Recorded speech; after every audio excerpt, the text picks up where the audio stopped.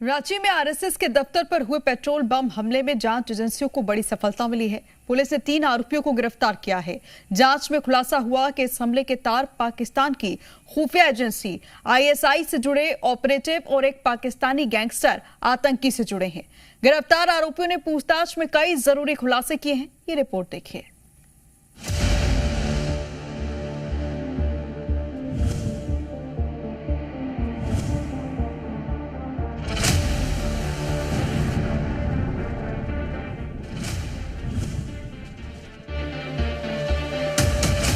CCTV number 1, CCTV number 2, CCTV number 3। ये 3 तस्वीरें देखी। ये तस्वीर रांची के आरएसएस दफ्तर में हुए हमले से पहले और बाद की है। तस्वीर में नजर आ रहा शख्स अमन अंसारी और उसका साथी सैफ है। दोनों किराए की टैक्सी से आरएसएस ऑफिस के ठीक नजदीक आते हैं। दोनों बाकायदा टैक्सी से बाहर निकलते हैं। पेट्रोल पंप से हमला कर रेलवे स्टेशन की ओर फरार हो जाते हैं।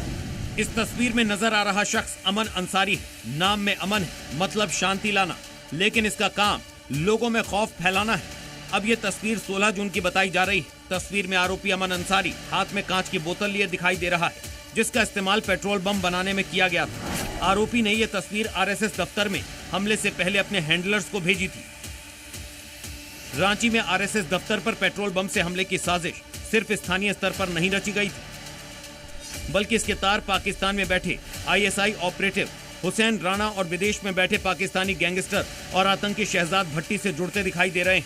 पुलिस की जांच में सामने आया है कि गिरफ्तार आरोपी अमन अंसारी जब दुबई में काम करता था, तभी उसकी पहचान हुसैन राणा और शहजाद भट्टी से हुई थी। इसी कॉन्टैक्ट ने बाद में एक खतरनाक साजिश का मोड़ लिया। पूछताछ में खुलासा हुआ है कि अमन अंसारी से सबसे पहले कांटेक्ट बोटीम ऐप के जरिए किया गया था। बाद में जब वो दुबई से झारखंड लौटा, तब पाकिस्तान में बैठे हैंडलर्स लगातार व्हाट्सएप के जरिए उससे संपर्क में बने रहे। इसी दौरान उसे आरएसएस ऑफिस को निशाना बनाने का टास्क दिया गया। जांच एजेंसियां अब ये पता लगाने में जुटी हैं, क्या इस साजिश के पीछे कोई बड़ा नेटवर्क भी सक्रिय था। पता चला कि इस घटना में एक रैपिडो कैब का यूज किया गया है अपराध कर्मियों के द्वारा, और फिर धीरे धीरे अनुसंधान करते हुए हम लोगों ने अपराध कर्मियों को जीरो इन किया, और जीरो इन करने के बाद जब वो भाग रहे थे यहाँ से, तो भागने के क्रम में हमने बोकारो और कोडरमा पुलिस के सहयोग से उन्हें कोडरमा के आगे एक गजंडी करके एक रेलवे स्टेशन है, उसके पास से हमने उन्हें गिरफ्तार किया। गिरफ्तार करने के बाद हमने उनसे प्रारंभिक पूछताछ की है। प्रारंभिक पूछताछ के दौरान कुछ इंपॉर्टेंट लिंक्स हमारे सामने आए हैं। जांच में यह भी सामने आया है कि गिरफ्तार तीनों आरोपियों को हमले के बाद पूरे घटनाक्रम का वीडियो अपने विदेशी हैंडलर्स को भेजना था। इसके बदले उन्हें 50-50 हजार रुपए का वादा किया गया था, लेकिन आरोपियों ने पूछताछ में बताया कि हमले के बाद भी उन्हें 1 रुपया तक नहीं मिला। यानी जिस साजिश के लिए उन्हें इस्तेमाल किया गया, उसके बदले वादा किया गया पैसा भी नहीं दिया गया।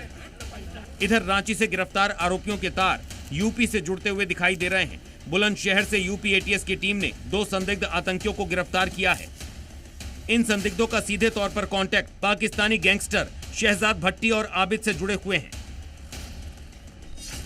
दरअसल उमर और फैजान स्लीपर सेल बनाने में जुटे थे। दोनों पहचान छिपाकर काम कर रहे थे। संवेदनशील जगहों की रेकी कर आतंक का माहौल बनाने की साजिश रच रहे थे।